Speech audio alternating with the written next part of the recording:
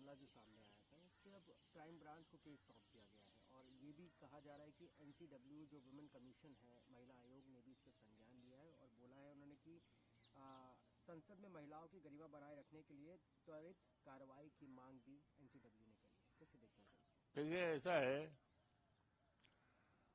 जहाँ तक संसद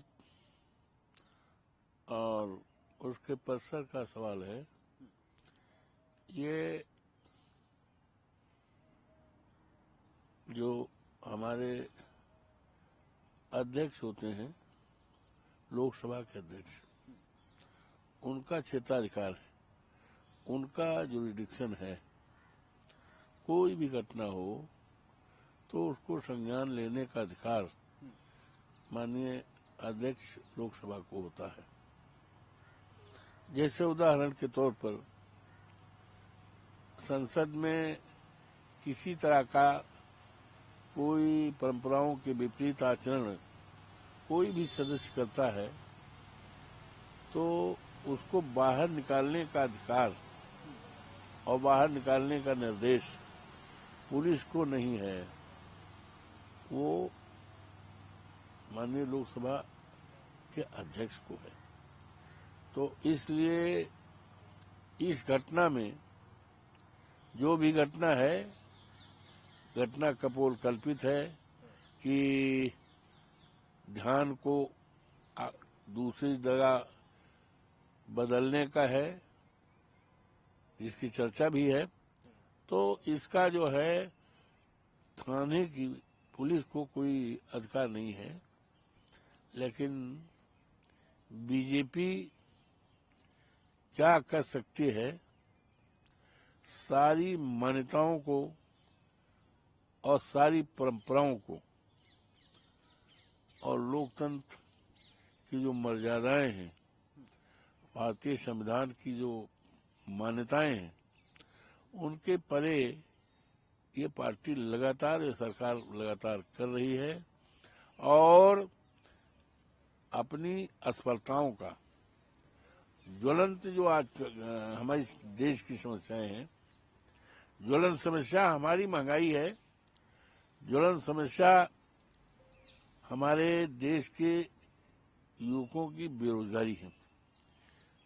एक नहीं, करोड़ों करोड़ों हमारे युवा पढ़ लिख करके बड़ी बड़ी डिग्रियां लेकर के, जिनकी संख्या करोड़ों में इस देश में है, लेकिन उनके लिए कोई सरकारी नौकरी नहीं है और सरकारी नौकरी होने की संभावनाएं भी नहीं है, क्योंकि ये तो बेचना शुरू किया ना, रेल बेच दिया, पॉलिटेक्निक बेच रहे हैं और हमारे जितने हवाई अड्डे थे सब बेच दिया। तो जब ये प्राइवेट हाथों में बेच रहे हैं तो सरकारी नौकरी तो खत्म हो रही है और उसमें तमाम कठिनाइयां भी पैदा होंगी। जैसे अगर प्राइवेट सेक्टर को कोई विभाग दे दिया गया तो आरक्षण जो है, जो भारतीय संविधान में बाबा साहब आम्बेडकर ने जो इस देश के करोड़ों दलितों को, पिछड़ों को, अल्पसंख्यकों को और समाज के तमाम लोगों को जो आरक्षण की व्यवस्था दी है, तो जब प्राइवेट निजी हाथों में सरकारी नौकरी जो आज है चली जाएगी तो वहां पर आरक्षण नहीं मिलेगा। तो ये तमाम बातें हैं, महंगाई का सवाल है और बेरोजगारी हमने कह ही दिया है। और यही नहीं, देश में आज हमारा सेना का जो एक पूरे देश में सेना का महत्व है, दुनिया के लोग हमारी सेना पर लोहा मानते हैं, गौरवशाली इतिहास है, लेकिन उन्होंने जो व्यवस्था दी है 4 साल वाला अग्निवीर, तो आप ये बताएं, आफ्टर एक्सपायरी ऑफ 4 years वो हमारा जवान जो सेना में भर्ती हुआ है 4 साल बाद क्या करेगा? कटोरा लेकर भीख मांगेगा, चाय बेचेगा, क्या करेगा? ये गौरवशाली जो इतिहास है, जिसको दुनिया के लोग हमारी सेना पे लोहा मानते हैं, उसके सम्मान को कहीं न कहीं गिराने का काम किया है। हमें उस पर चिंता करना है। आज सबको सम्मान मिले, सबको अधिकार मिले, तो ये संभव तभी होगा कि जातीय जनगणना इस देश में कराई जाए। जातीय जनगणना जब तक नहीं होगी तब तक जो भी लोग हैं संख्या के आधार पर उनको सम्मान, उनको अधिकार, और जो हमारे मूलाधिकार में है, फंडामेंटल राइट्स में, आर्टिकल 14 में, उसको नहीं मिलेगा। उसका एक ही रास्ता है कि देश में जातीय जनगणना कराई जाए, जो ये कराना नहीं चाहते हैं। चीन ने हमारे देश पर की जमीन को, भूमि को कब्जे में ले लिया, आज उससे हमें छुड़ाना। ये तमाम मुद्दे हैं। आज किसान आप देख रहे हैं, हजारों हजार किसान दिल्ली के बॉर्डर पर हैं अपनी जायज मांगों को लेकर। किसान हमारे देश की आत्मा है। 80% देश में किसान है। जब तक किसान इस देश का सम्मानित नहीं होगा, जब तक उसकी तरक्की और खुशहाली नहीं होगी, तब तक देश की खुशहाली नहीं मानी जा सकती। अब हमारे माननीय प्रधानमंत्री जी विश्वगुरु बनना चाहते हैं। अरे भाई, विश्वगुरु जब देश की 80% जनसंख्या जो किसानों की है, जब भूखा रहेगा, परेशान रहेगा, तबाही के कगार पर रहेगा, तो आप विश्वगुरु बन पाएंगे? पहले अपने घर को ठीक करो, अपने घर को खुशहाल करो, तभी दुनिया में विश्वगुरु आप बन सकते हो। तो ये तमाम ऐसी बातें ये कर रहे हैं, अपनी असफलताओं को, कमियों को छिपाने के लिए तरह तरह के हथकंडे और तरह तरह के। ये लोग तो रेत की दीवार तैयार करते हैं, ये रेत की दीवार तैयार करते हैं। इनका तो चरित्र है, स्वभाव है, जग जाहिर है। तो वो तो कहिए कि माननीय उच्चतम न्यायालय ने बहुत कुछ ऐसा निर्णय दिया है कि देश में आपसदारी बनी रहे, देश में गंगा जमुनी संस्कृत रहे, और देश में बाबा साहब भीमराव अम्बेडकर का संविधान बचा रहे। माननीय उच्चतम न्यायालय ने बहुत अच्छा निर्णय लिया देश हित में, राष्ट्र हित में। और नहीं तो इनके कदम, भारतीय जनता पार्टी और आरएसएस के कदम तो ऐसे उठ रहे हैं। शुरुआत थी कि पूरा देश सांप्रदायिकता की आग में जल जाता, झुलस जाता और देश बर्बाद हो जाता। लेकिन माननीय न्यायपालिका ने, अन्य उच्चतम न्यायालय ने निर्णय दे करके और देश के सम्मान को बढ़ाया, देश के बाबा साहब भीमराव अम्बेडकर को बनाया। और ये लोग तो तुले हुए हैं, बाबा साहब भीमराव अपमान करने के लिए तुले हुए हैं। उन पर इनका यकीन विश्वास नहीं है। जब ये इस तरह का टिप्पणी करेंगे राज्यसभा के अंदर बाबा साहब की, तो बाबा साहब का अपमान है और भारतीय संविधान का अपमान है। क्योंकि संविधान पर इनकी न आस्था है, न विश्वास है, बल्कि संविधान में समय मिलने पर छेड़छाड़ भी करेंगे, संविधान को खत्म करेंगे और दूसरी तरह का निजाम इस देश में बनाएंगे। सर, प्रियंका गांधी उनके जो चुनाव को है चैलेंज किया है, कैसे इसको देखते हैं? देखिए, तो न्यायपालिका निर्णय करेगी। हमें अपने देश की न्यायपालिका पर पूरा यकीन और विश्वास है। और समय समय पर न्यायपालिका ने न्याय हित में, देश हित में तमाम ऐसे फैसले दिए हैं। तो हमें न्यायपालिका पे भरोसा है, देश को भरोसा है, और उसी अनुसार न्यायपालिका निर्णय करेगी। सर, सांसदों का धक्का वाला मामला था, उस पर किरण रिजिजू जो मिनिस्टर है, उन्होंने कहा है कि सांसदों को धक्का देना मर्दानगी की निशानी है। अब पहली बात तो यही नहीं साफ है कि धक्का दिया गया, किसी ने देख के कैसे धक्का दिया।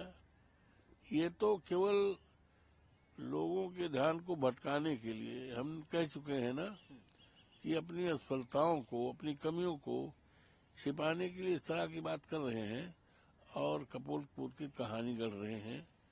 कितना सच है कितना नहीं है, हम तो आई विटनेस नहीं है, लेकिन जो लोगों का कहना है कि ये एक फर्जी कहानी है और जो बाबा साहब भीमराव अंबेडकर के संबंध में अपमानजनक टिप्पणी की है, जिससे पूरे देश के लोगों में उबाल आ गया है। बाबा साहब भीमराव अंबेडकर के मानने वाले, जिनकी संख्या इस देश में करोड़ों करोड़ों है, उनमें एक उबाल आ गया है। उसको कम करने के लिए इस तरह का कहानी बनाई गई है। सर, कांग्रेस सांसद के कारण लोकसभा ने 65 घंटे कमाए हैं। हमारे लिए संसद की उत्पादकता 100% थी, 100%। देखिए, हम लोग तो ये संसद जो है दुनिया का विशालतम लोकतंत्र का मंदिर है और इस मंदिर से पूरे देश के सम्मानित देवतुल्य जनता की समस्याओं के लिए, उनके विकास के लिए और उनके दर्द और पीड़ा को वहां पर रख करके हम सभी जो विभिन्न क्षेत्रों से चुन के आए हैं उनकी समस्याओं को रखते हैं, सरकार को सुझाव भी देते हैं और लोगों की आशा व आकांक्षाओं उम्मीदों पर खरे उतरने का प्रयास करते हैं। लेकिन अफसोस है कि 25 नवंबर से और 20 दिसंबर तक सदन आहूत होने का था, लेकिन सदन की कार्रवाई सत्ता पक्ष के रहते और चलने नहीं पाया। और इसलिए नहीं चलने पाया कि उनको पता है कि हमने किसानों के लिए कुछ काम नहीं किया है, हमने आरक्षण पूरा नहीं किया है और कानून व्यवस्था बिगड़ी है। इन सारे मुद्दों पर यहाँ चर्चा होगी, देशवासियों के संज्ञान में जानकारी में जाएगी, तो उसको छिपाने के लिए जानबूझकर और सदन चलाने की जिम्मेदारी लोकतंत्र में सत्ता पक्ष और विपक्ष दोनों को है। लेकिन सत्ता पक्ष को ज्यादा है, तो जिसकी जिम्मेदारी ज्यादा है उन्होंने अपनी जिम्मेदारियों का निर्वहन अच्छा नहीं किया है। विद रिजल्ट सदन नहीं चला और जो लोगों की आशाएं हैं, आकांक्षाएं हैं और देश के लोगों की समस्याएं हैं, उन समस्याओं को हम लोग पूरी तरह से उजागर नहीं कर सके हैं और इसके लिए पूरी तरह से सरकार जिम्मेदार है। सर, योगी आदित्यनाथ का एक बयान आया। देखिए, ऐसा है, ये सनातन धर्म को कौन बिगाड़ रहा है ये जग जाहिर है, ये जग जाहिर है। और सनातन धर्म के बारे में जो आज बातें कर रही हैं, इसमें एक बात ये है कि आज देश की बड़ी बड़ी जो समस्याएं हैं, देश की बहुत बड़ी बड़ी समस्याएं हैं, ज्वलन समस्याएं हैं और उनको तरफ ध्यान देना है और उन समस्याओं को हमें दूर करना है। सबसे बड़ी समस्या है इस देश के बेरोजगार नौजवानों को नौकरी देना, सरकारी नौकरी देना। सबसे बड़ी समस्या है हमारे देश के किसानों को राहत देना, क्योंकि हमारे उत्तर प्रदेश में हम लोग तो खेती करते हैं, किसान के बेटे हैं, किसानी करते हैं, खेती है, लेकिन अब की पहली बार हमने देखा है, आवाज आई है पूरे प्रदेश से कि गेहूं के बुआई में जो डीएपी खाद होती है, डाई खाद जिसको कहते हैं, अब की नहीं मिली है। लोगों को लाइन लगाना पड़ा, लाइन लगाकर पुलिस के घेरे में, कहीं कहीं पुलिस के डंडे भी चले। तो आज ये समस्या है। जो किसान सबका पेट भरता है। और मेरा तो निजी मानना है, अगर देश में देवी देवताओं के बाद उनका सम्मान तो है ही है, रहना चाहिए, चाहे जिस धर्म के चाहे जिस जात के देवता हों, उनका सम्मान आदर करना चाहिए। लेकिन उसके बाद अगर धरती पर किसी का सम्मान है, होना चाहिए, तो हमारे देश का किसान है, वो सबका पेट भरता है, वो अन्नदाता हमारा है। लेकिन अन्नदाता आज सर्दी पड़ रही है, कड़ाके की सर्दी पड़ रही है, कहीं कहीं बहुत पड़ रही है। किसानों की रात अपनी खेती बचाने के लिए किसानों से आज खेत में मेड़ पर रात बितानी पड़ रही। उनको अपने घर पर बाल बच्चों के साथ खाना पीना खा करके बिस्तरे में सोना चाहिए। लेकिन आज खेती किसानों से, आवारा जानवरों से खेती बचाने के लिए उनकी रात आज खेतों में बीते। आज ये तमाम ऐसे सवाल हैं जिस पर पूरा ध्यान सरकार का केंद्रित होना चाहिए और उसके समाधान करने के लिए उनको योजनाएं और उपाय बनानी चाहिए। सर, एएसआई ने जो है खोजा गया है, संभल में कितना बवाल हो गया? ये सब भारतीय जनता पार्टी की देन है, भारतीय जनता पार्टी की देन है। हमने कहा ना कि तमाम ऐसे ज्वलंत मुद्दे हैं, ज्वलंत समस्याएं हैं, उसकी तरफ सरकार को और सरकार की मशीनरी को उसकी तरफ ध्यान देना चाहिए। और इस तरह का नई नई चीजें जिसके बारे में माननीय उच्चतम न्यायालय के ने निर्देशित भी किया है, आदेशित किया है, टिप्पणी भी किया है, और लेकिन वो अपनी जो हैबिट है, जो अपनी मानसिकता और सोच है देश में चर्चा करने की, उसमें बाज नहीं आ रही। सर, एक आखिरी सवाल है। अखिलेश यादव ने कहा कि असंवैधानिक काम ये लोग करते हैं और अन्याय करते हैं, जो अन्याय सहते हैं, अगर उनके साथ कोई खड़ा होता तो उनके खिलाफ केस करते। तो है ही है, नो डाउट। माननीय अखिलेश जी ने जो बात कही है वो बहुत सच है। जैसे 3 त्रिका 9 होता है, 2 दूना 4 होता है, उसी तरह से माननीय अखिलेश जी जो हमारे राष्ट्रीय अध्यक्ष हैं, देश के उज्जवल, देश के भविष्य हैं, और देश के लोगों का उनके प्रति विश्वास, यकीन, उनके प्रति, उनकी पार्टी समाजवादी पार्टी के प्रति विश्वास बढ़ा है, जिसका कारण है, जिसको आप उदाहरण देख सकते हो, सदन में कितनी ताकत बढ़ी है। तीसरी शक्ति देश में समाजवादी पार्टी की, माननीय अखिलेश यादव जी की, पीडीए की बढ़ी है। तो उनके प्रति विश्वास बढ़ा है और भारतीय जनता पार्टी के प्रति विश्वास घटा है। तो उन्होंने जो कहा है वो बिल्कुल अक्षरशः सत्य कहा है और वही सत्य है।